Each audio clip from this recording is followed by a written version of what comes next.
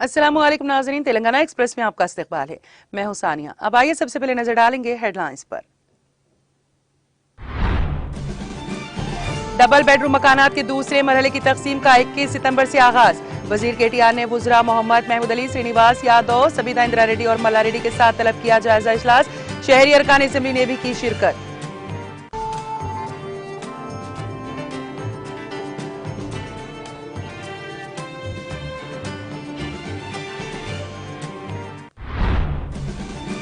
अवामी बहबूद तेलंगाना हुकूमत का अव्वलीन फरीजा। शादी मुबारक और कल्याण लक्ष्मी स्कीम चेक्स तकसीम तकरीब से वजीर श्रीनिवास यादव का खिताब। हिंदुस्तानी सेहत की देखभाल में नीम्स ने किया रिकॉर्ड कायम। 100वें गुर्दे की पैवंदकारी का किया कामयाब ऑपरेशन। वजीर हरीश राव ने दी मुबारकबाद। हफ्ता और इतवार को तेलंगाना के कई अजला में मूसलाधार बारिश का इम्कान। खलीज बंगाल में हवा के कम दबाव के पेश नजर जनूबी तेलंगाना को किया गया चौकस। हफ्ते से शुरू होने वाले G20 इजलास के लिए दिल्ली सख्त तरीन सिक्योरिटी हिसार में तब्दील। इर्द गिर्द 7 दर्जे के हिफाजती हिसार किसी भी इम्कानी कीमियाई, हयातियाती, ताबकारी और जौहरी खतरात का मुकाबला करने के लिए तैयार।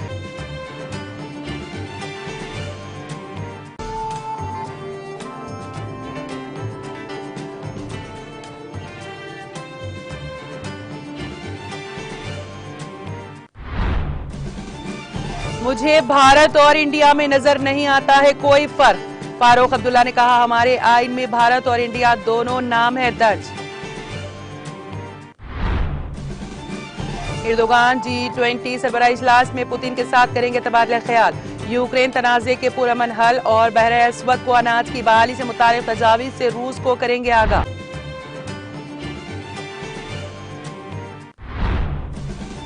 और फिल्म जवान ने शाहरुख खान की फिल्म पठान का भी तोड़ा रिकॉर्ड।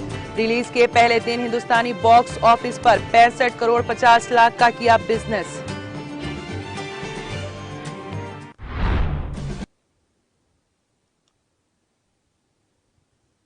और अब खबरों की तफसील। वजीर केटीआर ने कहा कि डबल बेडरूम मकानात की दूसरी खेप हैदराबाद में इस माह सितंबर की 21 तारीख को तकसीम की जाएगी। वजीर केटीआर ने जुमा को शहर हैदराबाद में डबल बेडरूम मकानात की तकसीम का जायजा लिया। वुजरा तलासानी श्रीनिवास यादव, सबिता इंदिरा रेड्डी, मोहम्मद महमूद अली और मल्ला रेड्डी ने इजलास में शिरकत की। इस मौके पर उन्होंने कहा कि इस माह की 21 तारीख को हैदराबाद में दूसरे मरहले में तकरीबन 13,300 मकानात फराहम करने के इंतजाम किए गए हैं। उन्होंने कहा कि हुकूमत इंतहाई शफाफ तरीके से सिर्फ गरीब लोगों को डबल बेडरूम मकानात फराहम कर रही हैं। डबल बेडरूम के घरों के इंतखाब में कोई मुलविज नहीं है। बताया जाता है कि मुस्तहिकीन के इंतखाब की जिम्मेदारी सरकारी अफसरान को सौंपी गई है और मुस्तहिकीन के इंतखाब के लिए कंप्यूटर पर मुबनी कुरान अंदाजी की जा रही है। ऐलान किया गया है कि जल्द ही हैदराबाद में गृह लक्ष्मी स्कीम का आगाज किया जाएगा। वजीर केटीआर ने कहा कि स्कीम के एक हिस्से के तौर पर उन लोगों को 3 लाख रुपए की माली इमदाद फराहम की जाएगी जिनके पास मकानात बनाने के लिए अराजियात मौजूद हैं।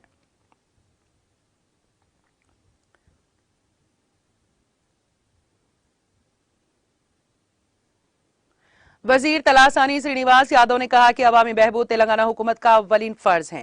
कंटोनमेंट बीआरएस की उम्मीदवार एल नंदिता ने बेवरेज कॉरपोरेशन के चेयरमैन गुज्जेला नागेश के साथ जुमा को वेस्ट मारेटपल्ली में अपनी रिहायशगाह पर कंटोनमेंट हल्के के 24 मुस्तफिदीन को शादी मुबारक और कल्याण लक्ष्मी के चेक हवाले किए। इस मौके पर वजीर श्रीनिवास यादव ने कहा कि वजीर आला केसीआर फलाही स्कीमात को नाफिज कर रहे हैं जैसा कि मुल्क में कोई और नहीं है, जो कल्याण लक्ष्मी, शादी मुबारक, पेंशन, दलित बंधु, डबल बेडरूम मकानात की तामीर जैसी स्कीमें फराहम कर रही हैं। गरीब लड़कियों की शादी के लिए तेलंगाना वाहिद रियासत है जो 1,116 रुपए की माली इमदाद फराहम कर रही है। इस प्रोग्राम में साबिक बोर्ड मेंबरान Anita Prabhakar, Nallani Kiran, senior leader TN Srinivas, Tirumalagiri tehsildar Ashok और दीगर ने शिरकत की।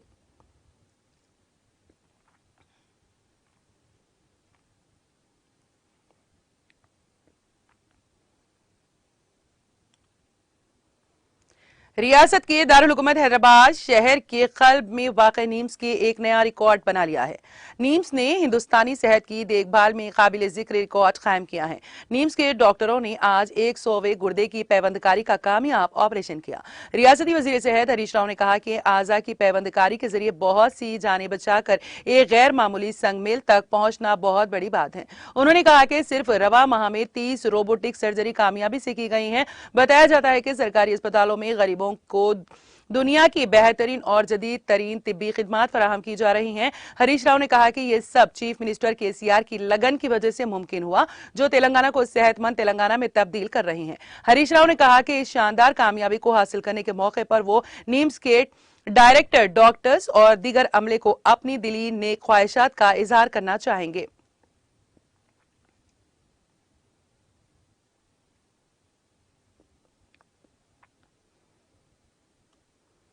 बीआरएस के सीनियर लीडर और एमपी संतोष कुमार ने जुमा के रोज विकाराबाद के जंगलात में एक 150 साल पुराने आम के दरख्त का दौरा किया। संतोष कुमार ने ट्वीट किया कि वो विकाराबाद के जंगलात में 150 साल पुराने आम के दरख्त को देखकर बहुत खुश हुए।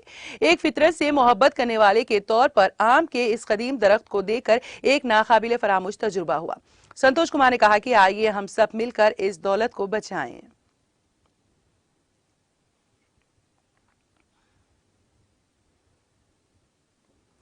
कायदे ऐवान मुखन्ना मजलिस पार्टी अकबरुद्दीन ओवैसी ने जो अक़लियतों के मसाइल पर ऐवान असम्बली में सरगर्म नुमाइंदगी करते हैं, अपने हल्का इंतखाब चंद्रायन गुट्टा की अक़लियती और पसमानदा तबकात में हुकूमत की तरफ से जारी करदा 1 लाख रुपए की माली इमदाद पर मुश्तमिल चेक्स की तकसीम अमल में लाई।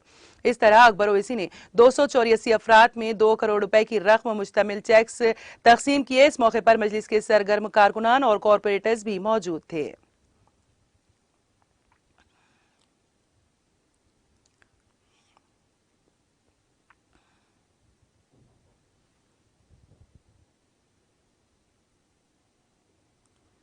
शुमाल मगरबी खलीज बंगाल में बनने वाला कम दबाव कमजोर हो गया है। जुनूबी उड़ीसा के आसपास के इलाकों में सतह की गर्दिश जारी है। हैदराबाद के मौसमियाती मरकज ने कहा है कि इस असर से तेलुगु रियासतों में मजीद 2 दिन तक बारिश होगी। हैदराबाद के मौसमियाती मरकज ने इंकशाफ किया है कि हफ्ते और इतवार को तेलंगाना के कई अजला में मूसलाधार बारिश का इम्कान है। खास तौर पर जुनूबी तेलंगाना को अलर्ट कर दिया गया है। इसके अलावा 3 से 4 रोज तक हल्की से दरमियानी बारिश का इम्कान है। महकमे मौसमियात ने खबरदार किया है कि आदिलाबाद, कोमरम भीम, आसिफाबाद, मंचिरियाल, निर्मल, निजामाबाद, सिद्दीपेट, कामारेड्डी, जुगतियाल, राजा नसीर सिल्ला, करीमनगर, पेदापल्ली और जयशंकर भोपालपल्ली अजला में शदीद बारिश का इम्कान है। 30 से 40 किलोमीटर फी घंटे की रफ्तार से हवाएं चलने का इम्कान है।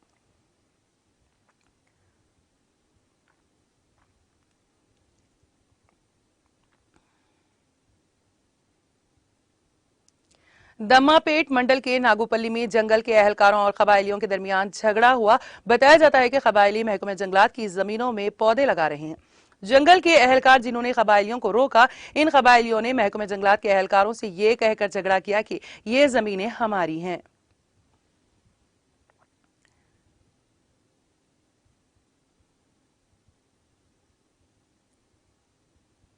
Delhi police, national security guard, NGS, Hindustani फौज और दीगर फोर्सेस के जेर इंतजाम 7 दर्जे का एक बेमिसाल सिक्योरिटी घेराव मरकजी मुकाम प्रगति मैदान में India trade promotion organisation ITPO complex के इर्द गिर्द देखा जाएगा।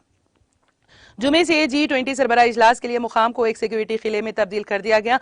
प्लान से वाकिफ पुलिस अफसरान ने बताया कि कमांडो समेत तकरीबन 10,000 सिक्योरिटी एहलकार मुहासिरे का हिस्सा हैं, जिसमें सैकड़ों सीसीटीवी कैमरों की निगरानी करने वाली टीमें भी शामिल हैं और दीगर जो कि किसी भी नाखुशगवार हंगामी सूरत हाल को नाकाम बनाने के लिए जदीद तरीन आलात से लेस हैं। दिल्ली पुलिस के तरबियत याफ्ता अफसरान और कमांडोज हिफाजती हिसार की पहली परत होंगे। National disaster response force NDRF के अफसरान 7वीं परत होंगे, जो कीमियाई, हयातियाती, ताबकारी और जौहरी CBRN खतरात का मुकाबला करने के लिए लेस होंगे। फौज और बहरिया, national security guard, border security force और दीगर मुसल्लह अफवाज की तरबियत याफ्ता और मुसल्लह अफसरान मुहासिरे की दरमियानी तह बनाएंगे। ये तकरीब international exhibition and convention centre या IECC में होगी। जिसे भारत मंडपम कहा जाता है, में महफूज घर और हेलीकॉप्टर भी शामिल हैं। कम से कम 5 महफूज घर जो मिसाइल और दीगर किस्म के हमलों से महफूज हैं। आईटीपीओ कॉम्प्लेक्स के अंदर स्ट्रेटेजिक मुकामात पर वीवीआईपी गैर मुल्की मेहमानों को पनाह देने और इनकी हिफाजत के लिए भी बनाए गए हैं, जो 9 और 10 सितंबर को G20 सरबराह इजलास में शिरकत करेंगे। एक हेलीपैड कैंपस में किसी भी हंगामी सूरत हाल में हिंदुस्तानी और गैर मुल्की मोअज़्ज़िज़ीन को हवाई जहाज से ले जाने के लिए भी तैयार किया गया है। वजीर आजम नरेंद्र मोदी की हिफाजत का ख्याल स्पेशल प्रोटेक्शन ग्रुप एसपीजी करेगा। अफसरान के मुताबिक मंदूबीन मरकजी मुकाम पर जाने से पहले अपने मुतालिका होटलों में सिक्योरिटी स्क्रीनिंग से गुजरेंगे। उनकी गाड़ियां मुकर्ररा जगह पर पहुंचेंगी, जहां मेजबानों की जानिब से उनका इस्तकबाल किया जाएगा। इसके बाद गाड़ियां मखसूस पार्किंग स्लॉट्स पर खड़ी की जाएंगी। पूरे आईटीपीओ कॉम्प्लेक्स को 17 जोन्स और 23 सेक्टर्स में तकसीम किया गया है। हर एक का सरबराह एक अफसर होता है, जो deputy commissioner of police DCP से नीचे नहीं होता। Special commissioner of police G20 RS Krishnaiah को आईटीपी और कॉम्प्लेक्स का वेन्यू कमांडर बनाया गया है। उनकी मदद joint commissioner of police vigilance OP Mishra और Nitin, 3 additional commissioner of police additional CP Romel Baniya, Ashok Malik और दीपक पुरोहित करेंगे।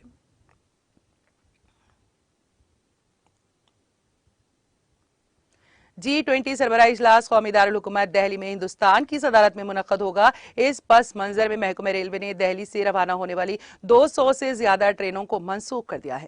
कई तारीखी रीशेड्यूल कर दी गई हैं। शुमाली रेलवे ने कहा है कि दिल्ली और पंजाब के दरमियान चलने वाली तकरीबन 21 ट्रेनें मनसूख की गई ट्रेनों में शामिल हैं। इसमें कहा गया है कि 9 और 10 सितंबर को कौमी दारुल हुकूमत में होने वाले G20 सरबराह इजलास की वजह से 200 से ज्यादा ट्रेन खिदमात मुतासिर होंगी। दरियासना हिंदुस्तानी रेलवे ने कहा है कि उसने G20 सरबराह इजलास में शिरकत के लिए आने वाले गैर मुल्की मेहमानों की आसानी से नकल और हरकत को आसान बनाने के लिए कई ट्रेनों को मनसूख करने और कुछ का रुख मोड़ने का फैसला किया है। इसमें यह भी कहा गया है कि जिन मुसाफिरों ने इन ट्रेनों में टिकट बुक कराए हैं, उन्हें मुकम्मल रकम वापस मिलेगी। नॉर्दर्न रेलवे ने मुसाफिरों को मशवरा दिया है कि वो हेल्पलाइन नंबर 139 के जरिए ट्रेन की आमद और मनसूखशुदा ट्रेनों के बारे में जानें और इसके मुताबिक अपने सफर की मनसूबाबंदी करें।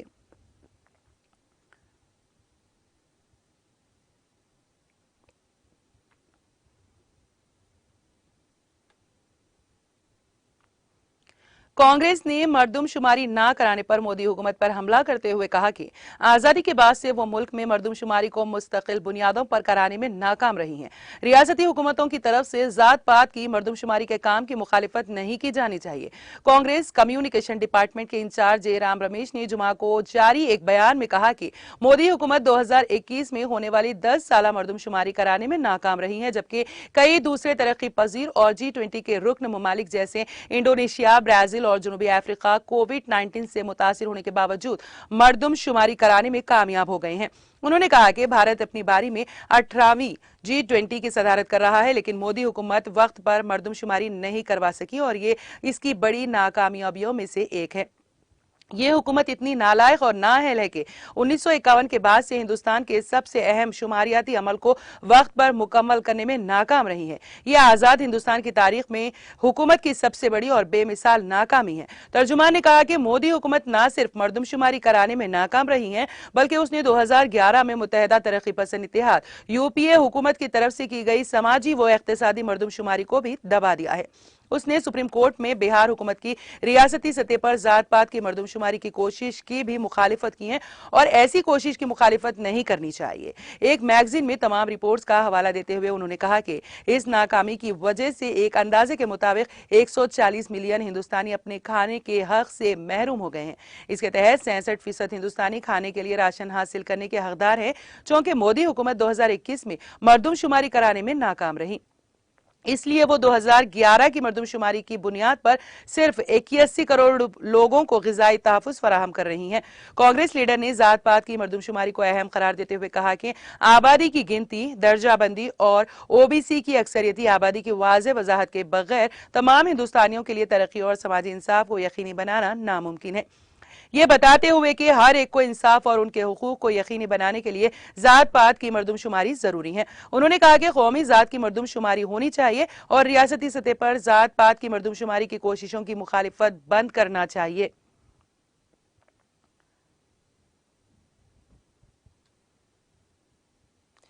नेशनल कॉन्फ्रेंस के सदर और साबिक वज़ीर आला डॉक्टर फारूक अब्दुल्ला का कहना है कि हमारे आइन में भारत और इंडिया दोनों नाम दर्ज हैं और मुझे इनमें कोई फर्क नजर नहीं आता। उन्होंने G20 को एक अच्छा फोरम करार दिया और कहा कि ये 20 ममालिक अपने मुश्किलात सामने रखकर उनका अजाला तलाश करते हैं। मौसूफ सदर ने इन बातों का इजहार जुमा को यहां नामानिगारों के सवालों के जवाब देने के दौरान किया। इंडिया और भारत नामों के बारे में पूछे जाने पर उन्होंने कहा, आप आइन पढ़े, इसमें भारत और इंडिया दोनों लिखे हैं और मुझे इन दोनों नामों में कोई फर्क नजर नहीं आता। G20 को एक अच्छा फोरम करार देते हुए उनका कहना था कि ये एक अच्छा फोरम है जो अपने मुश्किलात सामने रखते हैं और उनका अजाला तलाश करते हैं। उन्होंने कहा कि ये इजलास बाकी ममालिक में भी होता है और अगले साल इसका इजलास ब्राजील में होगा। लद्दाख खुद मुख्तार पहाड़ी तरक्याती कौंसिल इंतखाबात के बारे में डॉक्टर फारूक अब्दुल्ला ने कहा कि ये इंतखाबात अक्टूबर में मुनक़द होंगे। वन इलेक्शन वन नेशन के बारे में पूछे जाने पर उन्होंने कहा, पार्लियामेंट में देखेंगे कि इसका क्या होगा।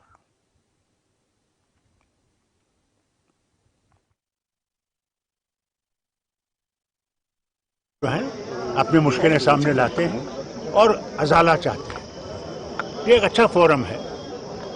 Rather than United Nations where there is so many countries, ये 20 नेशन अब अपने मुश्किलात को सामने लाके, कॉन्स्टिट्यूशन अगर आप पढ़ें उसमें भारत और इंडिया दोनों चीज़ें लिखी हुई। वज़ीर आज़म का जहाज़ भी अगर आप देखें उसमें इंडिया और भारत दोनों लिखे हैं। तो क्या बात है, भारत और इंडिया में मुझे कोई फ़र्क नहीं दिखता। किसी को फ़र्क दिखता होगा तो वो जाने, मुझे दोनों में नामों में कोई फ़र्क नहीं दिखता। भारत क्या गलत है, जब इंडिया इंडिपेंडेंट हुआ तो जो कॉन्स्टिट्यूशन बना है उसे पहले ही लिखा हुआ है कि Bharat and India two both the same things. और क्या चाहिए आप?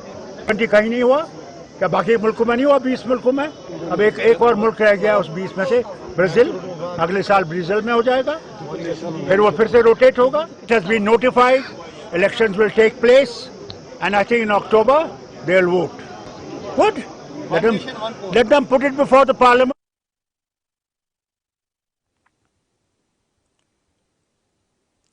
नेशनल कॉन्फ्रेंस के नायब सदर और साबिक वज़ीर आला उमर अब्दुल्ला का कहना है कि मुल्क का नाम बदलना कोई मामूली बात नहीं है, इसके लिए आइन को बदलना होगा। उन्होंने कहा कि मुल्क के आइन के आगाज में ही दोनों नाम भारत और इंडिया दर्ज हैं, इसको कोई तब्दीलियां नहीं कर सकता है। मौसूफ साबिक वज़ीर आला ने इन बातों का इजहार जुमा को यहां नामानिगारों के सवालों के जवाब देने के दौरान किया। भारत और इंडिया नामों के बारे में पूछे जाने पर उन्होंने कहा, नाम कोई तब्दील नहीं कर सकता है, ये कोई मामूली बात नहीं है, इसके लिए मुल्क के आइन को बदलना होगा। उनका कहना था कि आइन के आगाज में ही दोनों नाम भारत और इंडिया दर्ज हैं और ये लोगों का हक है कि वो भारत, इंडिया या हिंदुस्तान का नाम इस्तेमाल कर सकते हैं। रियासती दर्जे की बहाली के बारे में पूछे जाने पर उमर अब्दुल्ला ने कहा, अदालत उज़्मा का फैसला असेंबली इंतखाबात के इनेकाद से पहले ही आएगा। उन्होंने कहा, अदालत उज़्मा ने जम्मू कश्मीर को तोड़कर यूनियन टेरिटरी बनाने के अमल के बारे में अहम सवालात उठाए हैं, जिनका मरकज के पास कोई जवाब नहीं है।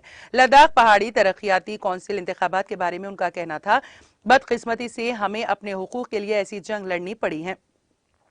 मौसूफ नायब सदर ने कहा कि पार्टियों को इंतखाबी निशान अलाट करने के मुतालिक इलेक्शन गाइडलाइंस वाजे हैं। उन्होंने कहा, लद्दाख इंतजामिया मोतसब है। उन्होंने अदालत उज़्मा का दरवाजा खटखटाया ताकि हमें अपने हक से महरूम रख सकें। G20 इजलास के बारे में उनका कहना था, G20 इजलास बाकी ममालिक में भी हुआ और अब दिल्ली में भी होगा। उन्होंने कहा, मैंने पढ़ा कि दिल्ली को इस इजलास के लिए तैयार करने के लिए 4200 करोड़ रुपए सर्फ किए गए।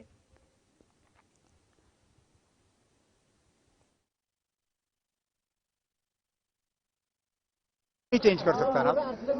क्या इनके पास 2/3 बहुमत है पार्लियामेंट में? अगर है तो चेंज करके दें। ये कोई मामूली बात नहीं है नाम चेंज करना। इसके लिए आपको मुल्क का आइन बदलना होगा।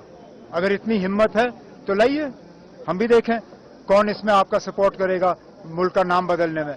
जहां तक आप अगर आइन को ठीक से पढ़ें तो शुरू में ही लिखा है, India which is Bharat is A union of states. उसमें दोनों नाम दर्ज हैं। लोग इसको इंडिया कहते हैं, भारत कहते हैं, हिंदुस्तान कहते हैं, उनका हक है। अब मोदी साहब इंडिया नहीं इस्तेमाल करना चाहते।